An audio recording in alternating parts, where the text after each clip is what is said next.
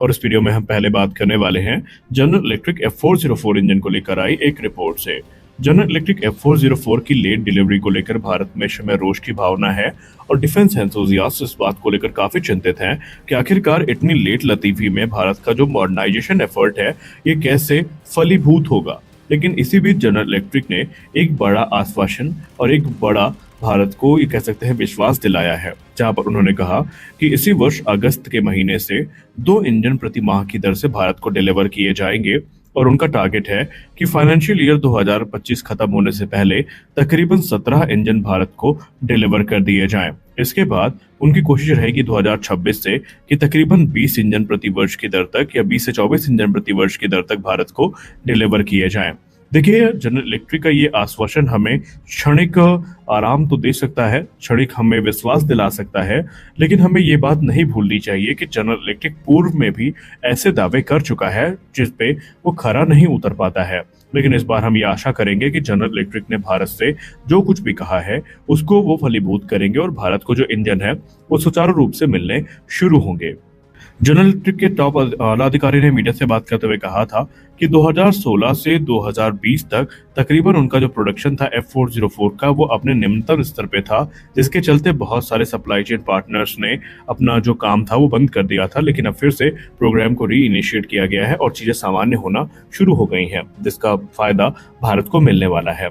लेकिन स्टिल अगर हम भारत के डिफेंस एक्सपर्ट्स की बात माने, वायुसेना के पूर्व अधिकारियों की बात माने, तो उनका कहना है कि अगर आप चाहते हैं कि भविष्य में भी तेजस की फ्लीट इस इंजन के अभाव से पूरी तरीके से अनअफेक्टेड रहे, तो आपको अब शीघ्र अतिशीघ्र जनरल इलेक्ट्रिक के साथ इसकी लोकल मैन्युफैक्चरिंग को लेकर बात करनी चाहिए और इनके जो क्रिटिकल पार्ट्स और कंपोनेंट्स हैं इनका निर्माण भारत में करने की परमिशन प्राप्त करनी चाहिए। क्योंकि भले ही जनरल इलेक्ट्रिक अभी अपने ऑर्डर्स पूरे कर दे, लेकिन हमें ये नहीं भूलना चाहिए कि हम अभी दशकों तक तेजस को ऑपरेट करने वाले हैं और एक एयरक्राफ्ट अपने पूरी सर्विस लाइफ में तकरीबन 2 से 3 इंजन स्वैपिंग से गुजरता है, इंजन चेंज से गुजरता है। तो आने वाले भविष्य में हमें किसी प्रकार की दिक्कत ना हो, इसके लिए हमें ये सुनिश्चित कर लेना अति अनिवार्य है कि जो इनका निर्माण है वो भारत में ही होता दिखाई पड़े।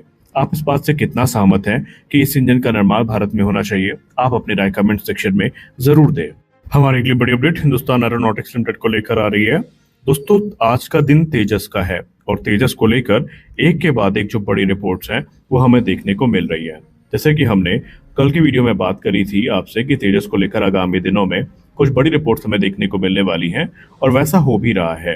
हिंदुस्तान एरोनॉटिक्स लिमिटेड के सीएमडी ने ये कंफर्म कर दिया है कि जो एडिशनल 97 जेट्स का ऑर्डर है ये 2025 के अंत तक फाइनलाइज कर लिया जाएगा। जी हाँ, उन्होंने ये कहा कि हम पूरी कोशिश में हैं कि भारतीय वायुसेना के साथ हम एडिशनल जो 97 जेट्स हैं इनके ऑर्डर को 2025 तक फाइनलाइज कर लें और उनकी डिलीवरी 2028 से शुरू कर दी जाएगी। उन्होंने ये भी कहा कि 2028 से जब हम डिलीवरी की बात कर रहे हैं तो आपको पता होना चाहिए कि 2027 से तकरीबन 30 एयरक्राफ्ट प्रति वर्ष की दर तक वहां डिलीवर कर दिए जाएंगे। इसका सीधा मतलब ये है कि अगर डिलीवरी 2029 से भी शुरू होती है तो 2031 तक सभी 97 जेट्स जो हैं ये भारतीय वायुसेना को डिलीवर किए जाएंगे। उन्होंने कहा कि ये फेज 2 के जो तेजस मार्क 1A होने वाले हैं इनको आप थोड़ा ज्यादा उन्नत कह सकते हैं, क्योंकि इसमें काफी सारी जो एडवांसमेंट है वो की जाएंगी। इन्हें क्रमशः तेजस मार्क 1B नाम दिया जा सकता है। कुल मिलाकर के यहाँ पर कंफर्म है कि अब तेजस को लेकर HAL युद्ध स्तर पर काम करने वाली है, लेकिन कुछ सवाल अभी भी हैं जिनका जवाब मिलना बाकी है। जैसे कि जब हम बात करते हैं इनकी डिलीवरी की तो हमें ये चीज पहले इंश्योर करनी होती है कि इंजन का डिलीवरी रेट क्या होने वाला है, क्योंकि HAL अगर 30 एयरक्राफ्ट प्रति वर्ष के दर तक डिलीवरी की बात करती है तो हम ये मान के चलेंगे कि कम से कम हमें 30 इंजन प्रति वर्ष की दर तक तो मिलने ही चाहिए। और जनरल इलेक्ट्रिक ने फिलहाल ये कहा है कि 2026 से वो 24 इंजन प्रति वर्ष की दर तक डिलीवर करने में सक्षम होंगे।